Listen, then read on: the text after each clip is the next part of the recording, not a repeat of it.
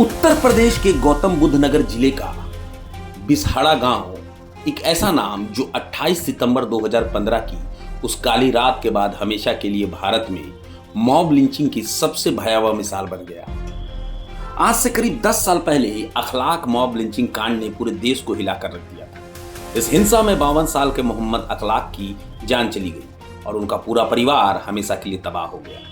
अब एक बार फिर यह मामला चर्चा में है क्योंकि उत्तर प्रदेश सरकार ने इस केस में आरोपियों को राहत दिलाने के लिए अदालत में याचिका दाखिल की थी, लेकिन ग्रेटर नोएडा के सूरजपुर कोर्ट ने सरकार की इस अर्जी को खारिज कर दिया है। तो चलिए समझते हैं आखिर 28 सितंबर 2015 की उस रात बिसहाड़ा गांव में हुआ क्या और ये मामला आज भी इतना अहम क्यों माना जा रहा है। 28 सितंबर 2015 की रात बकरीद को कुछ ही दिन बीते थे। इसी दौरान गांव के एक मंदिर के लाउड स्पीकर से कथित तौर पर यह ऐलान किया गया कि मोहम्मद अखलाक के घर में गौ मांस रखा गया है और उन्होंने बछड़े की हत्या की है। इस दावे की न कोई पुष्टि थी न कोई जांच, लेकिन धार्मिक भावनाओं को भड़काने के लिए इतना काफी था। अफवाह आग की तरह फैली और कुछ ही देर में माहौल विस्फोटक हो गया। करीब रात 10:30 बजे सैकड़ों लोगों की भीड़ अखलाक के घर की ओर बढ़ गई। भीड़ ने घर का दरवाजा तोड़ा, अखलाक और उसके बेटे दानिश को बाहर घसीट लिया।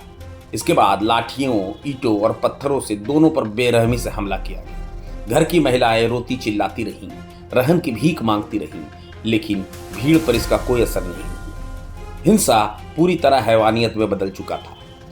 इस मामले में अखलाक की मौके पर ही मौत हो गई और उसका बेटा दानिश गंभीर रूप से घायल हो गया। दानिश को कई बार ब्रेन सर्जरी करानी पड़ी और लंबे समय तक उसकी हालत नाजुक बनी रही। अखलाक की मौत सिर्फ एक व्यक्ति की हत्या नहीं थी, ये कानून व्यवस्था और समाज की संवेदनशीलता पर एक बड़ा सवाल बन गई। घटना के बाद पुलिस ने मामला दर्ज किया और गांव में भारी फोर्स तैनात की गई। अखलाक के घर से मिले मांस को सबूत के तौर पर जब्त किया गया। कई लोगों को हिरासत में लिया गया, लेकिन शुरुआत में ही पुलिस की भूमिका पर सवाल उठने लगे। परिवार का आरोप था कि पुलिस समय पर पहुंचती तो अखलाक की जान बच सकती थी। मांस की जांच रिपोर्ट ने विवाद को और बढ़ा दिया। पहले पशु चिकित्सा रिपोर्ट में मांस को मटन बताया गया, लेकिन बाद में मथुरा लैब की रिपोर्ट ने कहा कि मांस गाय का या उसके वंश का है। इस विरोधाभास ने केस को और ज्यादा संवेदनशील बना दिया। परिवार ने आरोप लगाया कि सबूतों से छेड़छाड़ की गई।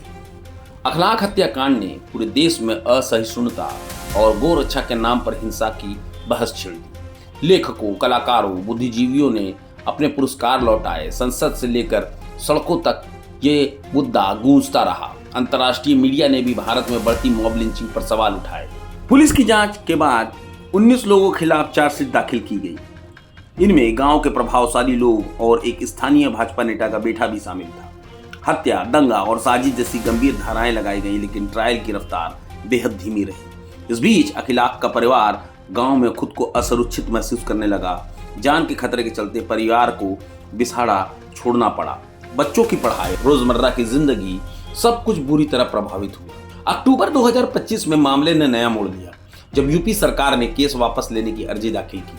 सरकार का तर्क था कि सामाजिक सद्भाव बनाए रखने और गवाहों के विरोधाभासी बयान के चलते केस वापस लेना जरूरी है। इस फैसले ने राजनीतिक और सामाजिक तूफान खड़ा कर दिया। विपक्ष और नागरिक संगठनों ने इसे न्याय प्रक्रिया पर हस्तक्षेप बताया और अब 23 दिसंबर को ग्रेटर नोएडा के सूरजपुर कोर्ट ने यूपी सरकार की केस वापसी की अर्जी खारिज कर दी है। कोर्ट ने कहा आरोपियों के खिलाफ पर्याप्त सबूत मौजूद हैं और ट्रायल जारी रहनी चाहिए। यह फैसला पीड़ित परिवार के लिए एक बड़ी राहत माना जा रहा है। 10 साल बीत जाने के बाद भी बिसहाड़ा गांव पर उस रात की परछाई बनी हुई है। लोग आज भी खुलकर बात करने से डरते हैं। अखलाक का घर आज भी उस हिंसा की खामोश गवाही देता है।